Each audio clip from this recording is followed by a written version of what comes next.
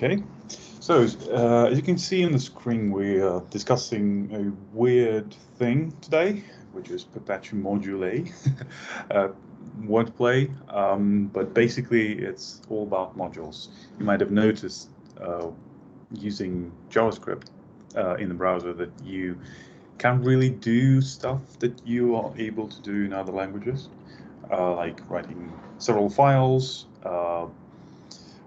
and then kind of tying them together. So that's why we need modules. So as much as we like to build websites, nowadays it's more popular to build web apps, which is not entirely static anymore. It's more about a bigger set of features, more complex logic, and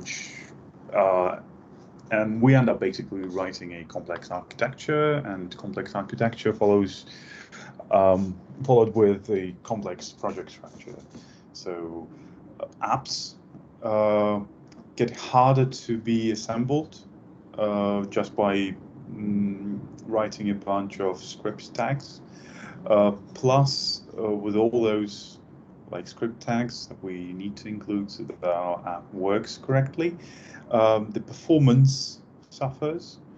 So at some point, because of the nature of the JavaScript, we end up creating bigger files. As you can see on the screen, there's like 37 lines of code, and that's because we need to write just one controller. You can imagine that this controller is not just the whole application, could be one of those files. So parsing all those files will take browser forever, and that's a problem. So we end up creating a kind of a modular system, and we basically borrow the idea from other languages in terms of how to organize modules and what they are. We wanted to create a bunch of files that could be easily managed. And the first thing that we came up with were immediately invoked functional expressions. That did not solve any number of script tags problem, but that did solve the collision between the applications. So because, as you know, script tags, when you write a file as a script tag, it is in global scope. So if you create a bunch of variables in one file and then the same variables in another file, you end up either shadowing them or just colliding, and you get those annoying errors that the variable is already declared. And if you remember the number of files and number of lines you have, the collision will surely be all the time, I should say. So immediately invoked functional expressions, they allowed us to avoid that. Then the whole problem with the way that we use script tags and files with JavaScript was not really present in the service code. So with Node.js, where you don't have the browsers that understands only the vanilla JavaScript and script tags, you're going to have more freedom with that, so that we created a CommonJS module system, again, borrowing most of the stuff from other languages. Then another thing was born in the browser because we looked at the server code and were jealous basically of how happy and good-looking the backend developers were, and so we wanted something similar when we created AMD. It's not the chipset, but it's a module system. And then at some point, the language itself, without the help of any particular library, but with some ideas, end up releasing ECMAScript 6. And in there, we actually got the modules officially in the language that we can use in the browser. So what is an immediately invoked functional expression? So, for example, we have this weird function. You might have seen that in the old code, where you have this weird syntax of writing a normal function, then executing it, wrapped with curly braces. Curly braces. I remember, yeah, and then assigning the results to some kind of a global variable. So the main idea was create an immediately invoked functional expression. So functional expression is something like function that could be assigned to other variable. So that's a functional expression. And then immediately invoked part means that we're not assigning the function itself so that it could be invoked later. We're just immediately invoking it right away by wrapping it around with those braces and then calling it. Weird syntax, but it does the job because we have this functional closure in the language, which allows us to basically limit what's available to the global scope and what's not. And to access those available stuff from the function, we assign it to a global variable. So that's the basics of the syntax. It could be one file, and all of the functions could be written there, and we just return this object that we received. Or it could be several different files, so multiple files, and that's how we end up almost doing the same things that we had in other languages. So whenever I wanted one particular file do just a particular thing, I would create that boilerplate code, which is a function expression immediately invoked with some parameters that are globally available, passed down to their parameters, and then encapsulate basically everything inside and get like that separation of concern thing when I have names related stuff in names.js and salary again in the salary.js, and then they're not colliding in any case because, as you can see, I can have both of the variables in both of the files state even with the same name. So that was quite cool. And for a long time we had just this way of doing modules.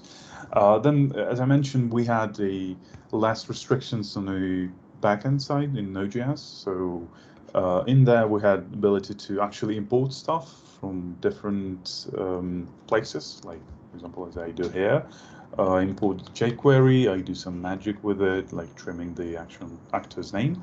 And then at some point, if I want to export from this file something valuable that I can reuse somewhere else, I just export it using this module.export syntax.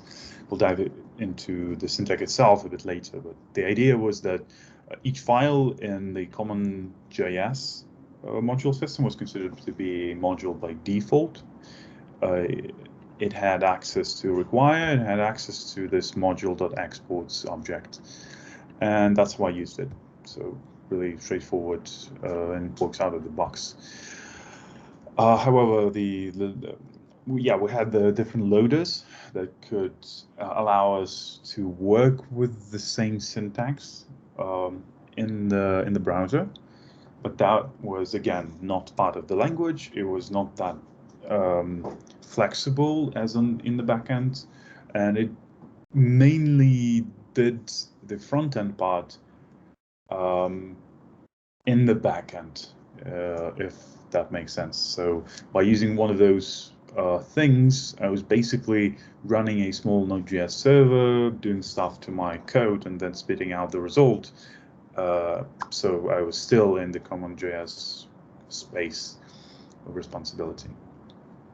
And then we came up with the AMD, which is just a special syntax for the front-end part without the use of Node.js under the hood.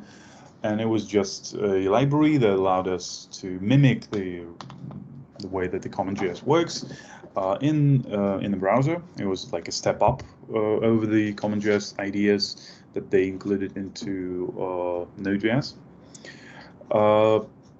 So yeah, but the syntax is basically the same. We use the define and the require. So define is mostly like just the functional expression we used before that, so that we have a name for the module. And then when I want to require something, I just use require and with the name of the file to require. So that was kind of cool. In the define, I can also pass some props or parameters to my module, and I also return something, and that becomes the returned statement. So really close to CommonJS, but it works out of the box in the browser. Some of the quite popular libraries like require.js and same Gulp and Webpack had access to the module system, AMD. And yeah, really popular ones would include the actual library that runs the AMD style of modules. It had different libraries had additional features on top of that. So, but yeah, nowadays, if you see this code, just know it's part of the module system called AMD, and either try to pursue them and the people who write this code to change to something more modern, or just run from there. So yeah, that's AMD. And then came the ECMAScript modules. Really smart people, boys and girls in ECMAScript community, they just came up with this awesome syntax. And they came up with this syntax as a part of the language. So that meant any JavaScript developer who knows the JavaScript is aware of the syntax nowadays. And they came up with this amazing syntax before the Node.js and server-side was actually able to support this. So we started with the front end being that weird thing, lagging behind the Node.js, and then we end up like trespassing the whole thing and being able to use really nice features out of the box without actually writing the old and code. And that's how it looked. So import something from the name of the library, and then if I want to export something, I just use this export. Kind of looks almost the same as the CommonJS one, but works better, has more support of the features, and a different mechanism under the hood. So that was how we did the importing and exporting. And if I wanted to import just a certain functions, I could name them, do the named export, and then use them out of the box without the actual whole module being exported. So there were some optimizations in terms of performance. I could just use the function that I actually needed. So yeah, that was a major step up in terms of the module system. At some point, we had, before the actual release of the ECMAScript, that version of that supported the modules, the idea was around for some time already. So we had the system.js, ES6 module loader, all the different libraries that were providing that support with the same specification. And yeah, again, this triple thing, Gulp and Webpack, were also following the trend. This is how it looks in the Webpack by default. I'm using just ES6 Webpack. And then, yeah, different types of libraries had their syntax, but they were using the same ES6 modules. So to summarize, because it's like the latest and greatest, and because we are like using ES6 modules everywhere now, even in the backend, because they were able to catch up with us, with the front end guys, at some point, I think a year or two ago, with the latest release. So to summarize, what is ES6 modules nowadays? when I'm talking about ES6, I mean that each module is logically dedicated piece of code. So I exercise that thing of like separation of concerns. All the declarations that I do in those modules without me doing any extra stuff like wrapping it in any particular way that we did it with the immediately in both functional expressions, they are basically default local private stuff. So nothing can be seen from the outside of the module itself. Some of them could be explicitly marked as export products so that I can actually access some of the stuff inside. So think of the module as a black box that has some input parameters and additionally optionally has some output parameters. So that's what the API of every file now. Module can be imported to other modules because yeah, why not? Why would we not do that otherwise? And modules basically are singletons. That means that when you create a bunch of modules, module imports of the same file in different parts of your code, the tools that you're using, whether it's Webpack or vanilla Node.js browser, etc., they will not be importing the whole thing over and over again, creating like those objects in the memory. They will just be referencing a single one. So that's kind of cool.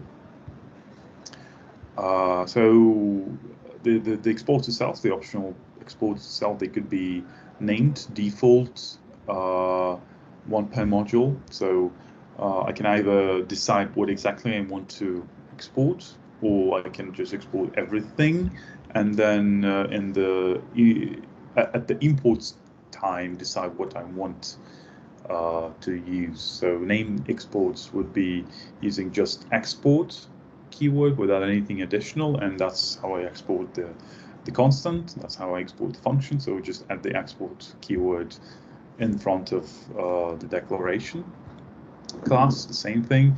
And yeah, so think of this keyword as like export this variable and like add it to that big object that you'll be exporting, and this is how I get stuff from the that object. So it kind of looks like ES6 destructuring.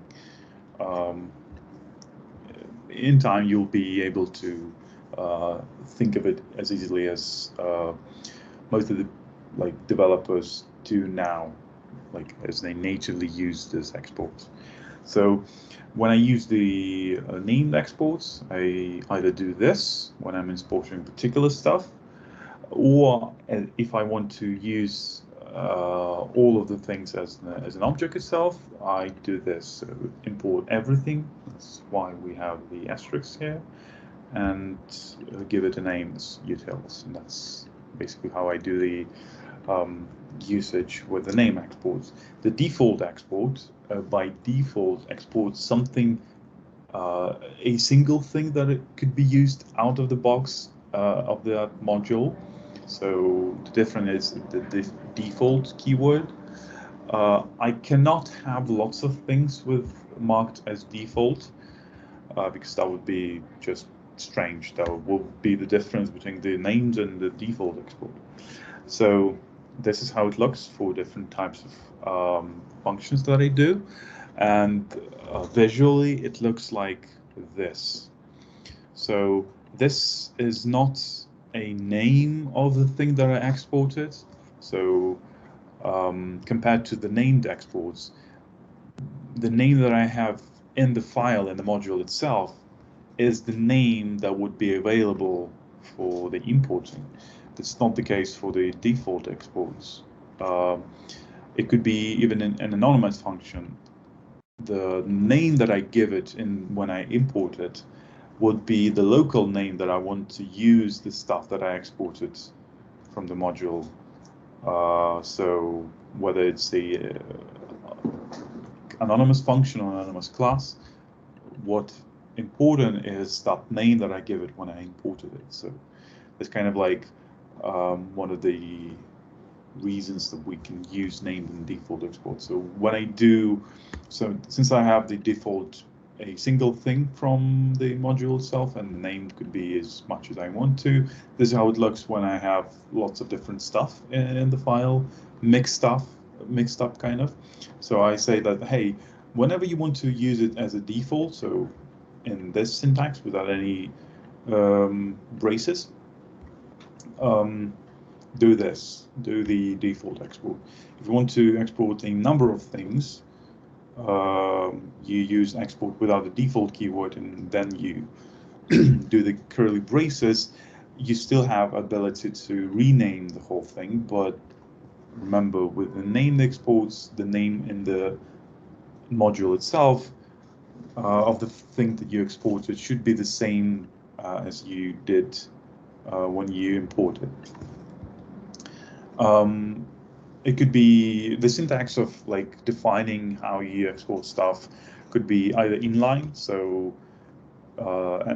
you either like declare something in a typical JavaScript syntax and then mark it as export, or if you prefer more like one way of export, so like you prefer to see all the export statements in a single place, you would use the clause export or barrel export, when you just write your code as usual, and then at some point you say that, hey, export this variable that are in scope of my export statement. So that's how it's done. I personally prefer this one because it kind of like it does not interfere with my code itself, and I can see all the exported statement in a single place, so kind of useful for me. But I know that it's really popular to do the inline named exports. So that's just like your preference. It doesn't mean that it would be a different usage from the outside. So that's just for the exporting, nothing about the import itself. So let's look at the imports now. So you either can have the default imports when you have import name of the file, that name of the variable that will store the module, and then the module name. You can also do this when you are kind of using the module that uses the name exports mainly, and you want to have that object that contains those named exports in a single variable. That's what you do here. Then you can have a particular member of the module imported, so for named exports. There could be any number of stuff imported, so not just the one member. And yeah, if you have a mix of default and named exports in the module, you will use something like this syntax. And this would contain a default member, and then everything else here would be named exports. And also, yeah, the same. We can mix up the first two lines, so we'll get the default member and then asterisks that contain everything that you exported as name exports. And yeah, like just the default member. So this is just a cheat sheet for you to have when you want to export stuff or import stuff with the different export variants. Okay. We did the named exports. Yeah, there's like almost the same like mirroring of rules that you have in the exports in terms of the named exports and default, or named imports and default imports. I already went through that, so that's just a reminder for you. Default, they look almost the same, so already went through that. You can also have, in some of the cases, empty import. And that's a special case. As far as I remember, it was for the backward compatibility, because it was not all the time you want to use something for like inside a file that you're currently importing it into. You just want that code to be present, for example, in the build, or just as global variables. So if I were not using the export statement or just global variables or something like that, maybe some declaration or some files or functions that need to run when the build happens, or maybe when the load happens. For those edge cases, I could use just import without any variable or without from.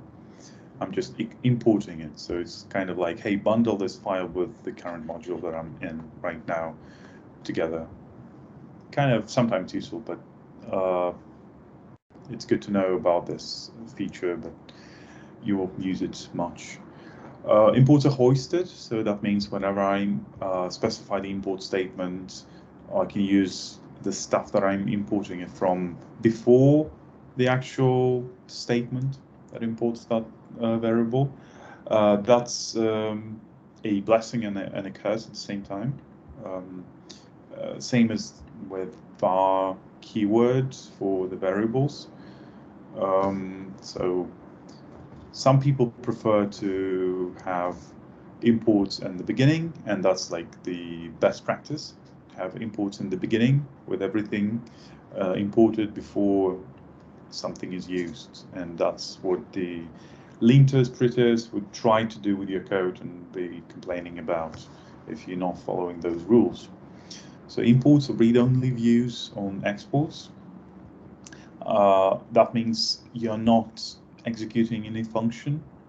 When you import it, you actually need to call this. So even if I imported it, this visitor to success function, before I actually call this, it would not be executed. So that's might be not obvious to someone. So be aware of the like line by line execution of imports. That's in contrast to the previous statement, the empty imports. This is when you want something to be like present and might be executed. So just be aware of that. In terms of the imports, you will sometimes encounter something called a cyclic dependency, which means that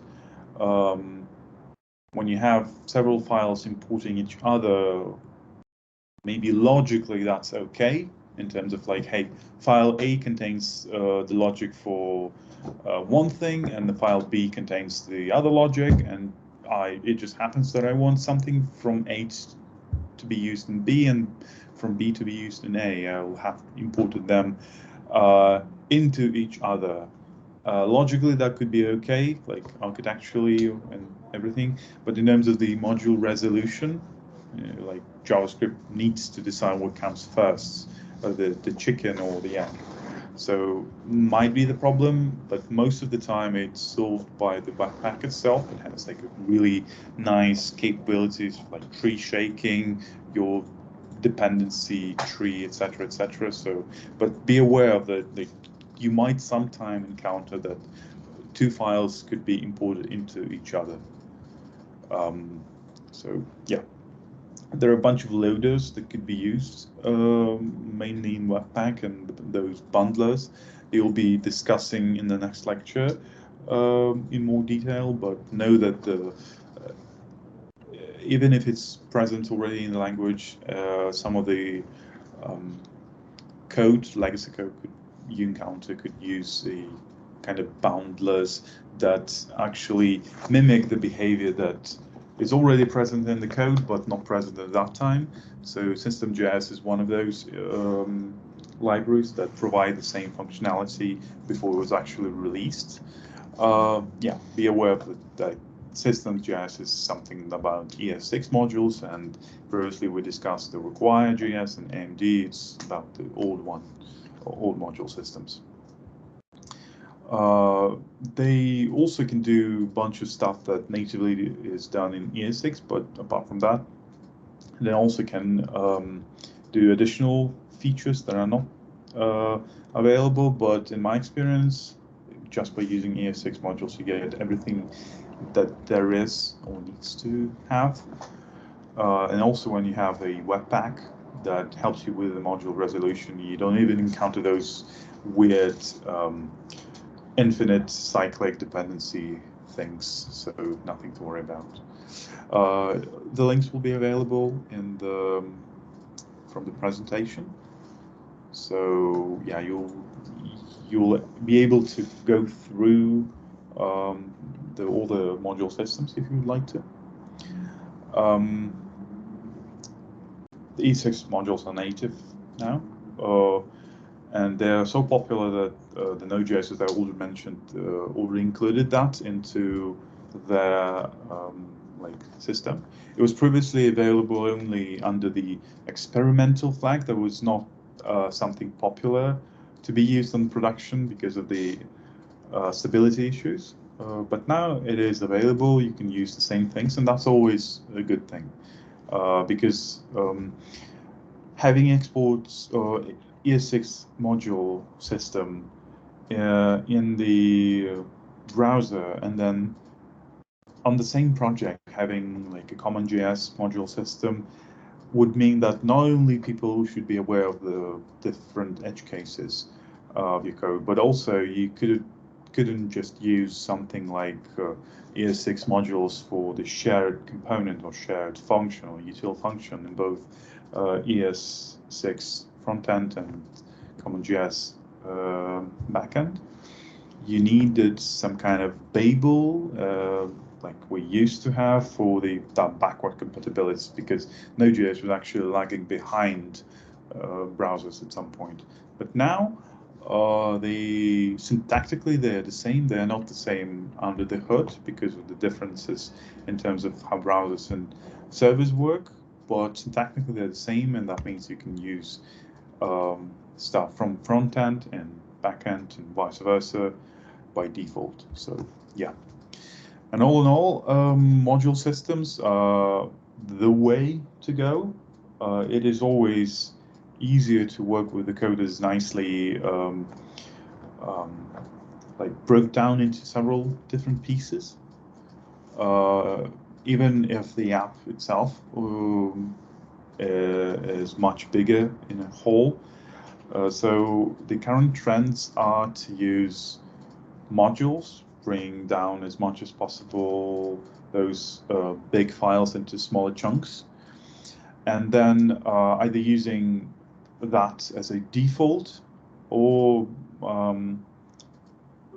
have some Webpack or Gulp, mostly Webpack, and these days like those module boundlers, which are useful in terms of how to organize your code, but also they provide additional features, obfuscation, like minifying your code and maybe encrypting, or not like encrypting, but hashing your names of variables, etc., maybe some additional optimization, or maybe even having your whole project be built from lots of different files into one single file, and then by internal logic, those module bundlers will actually divide your code again and deliver in small chunks, so that web browsers for every user, be it a mobile user, so just MacBook Pro people with the latest and greatest capabilities, would have the same experience basically. So you're not even tied into thinking of how much lines of code should I have in a single file, and how would that impact the performance. You're just working with the files the way you most comfortable with, and everything that influences that is your team, and you're basically like how much lines of code and how much scrolls you want to have in every different file, and what type of architecture in terms of the project structure you would like to have. So a good thing, not being limited by browsers and the backward compatibility. So yeah, and that was the whole lecture. Maybe you have some questions about module systems in JavaScript. Okay, so I have a question. Can I import module inside this function? The function that you showed is immediately invoked functional expression. So that means maybe that makes sense that I show you some example. Maybe I can just explain that just by talking. So functional expressions, they solve a different thing. You can always use them even when you use any like CommonJS or require.js, anything like that, just JavaScript. Okay, but the thing is, so don't think about immediately invoked functional expression as just the way for us to organize the code. It's just a function that is invoked. It could be useful in any other different case apart from being used as a module system.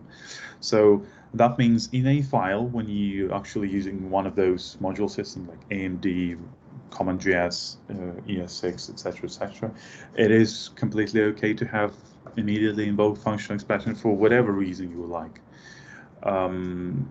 Think of the generators. So this is a very usual example when you have a generator JS. Let me just show you.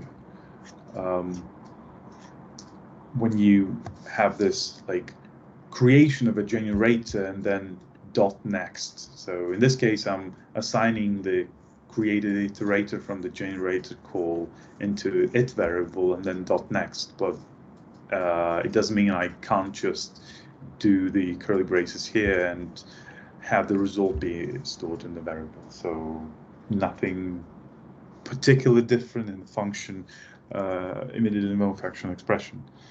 So maybe I can rephrase the question in a way like, should you use immediately invoked functional expressions nowadays as import export system?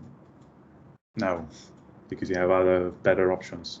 Can you use imports and exports inside the function declaration or immediately invoked functional declaration? No, because you'll be doing like the double job. Because under the hood, the import and exports, they might have the same thing. You just don't require to use them anymore. So try not to mix them, but and try to step away from the idea of immediately invoked functional expression as something just for the module system. It's a really useful thing just to execute your code. Okay, any other questions? You're welcome.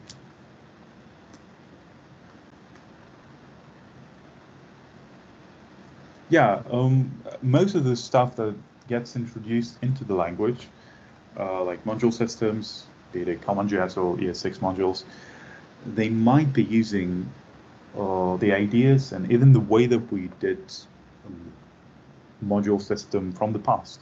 I'm not really 100% sure that the CommonJS or even ES6 imports use the immediate invoked function expression, but I wouldn't be surprised that somewhere under the hood they do that. It's the case for like the arrow functions. It just uses bind under the hood to remember the context. So nothing. It follows the same logic. So those module systems might be using the same approach under the hood to immediately invoke functional expressions. So yeah. Any other questions, guys?